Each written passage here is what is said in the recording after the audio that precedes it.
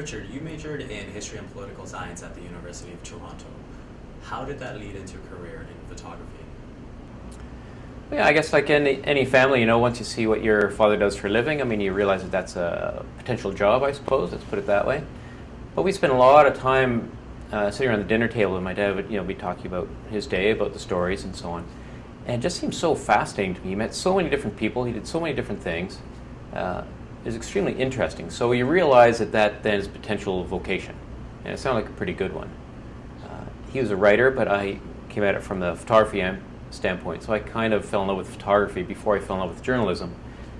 But when you marry the love of photography plus the family background of journalism, it made perfect sense to sort of get into this field. One of my more interesting assignments, I was down in Haiti in the 1990s, where there was a civil war brewing. So we were going down there to see what was going on.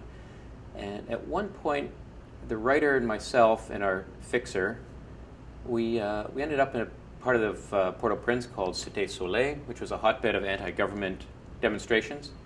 And so at one point we were surrounded by these 20, 17-year-old guys who were all yelling and waving machetes around and things like that. And they kind of hustled us into this little cinder block building. And of course we're thinking, oh my God, like this is it, right?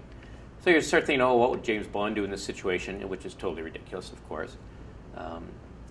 And it turned out, actually, like we were kind of fearful for our lives at that point for about 10 minutes there. We were not sure what was going on. But what had happened is it was just one of the members of the community there was wanted by the death squads, the government death squads, and he wanted to chat to the Western media, but couldn't be seen to be chatting to the Western media. So it turned into this really interesting sidebar story.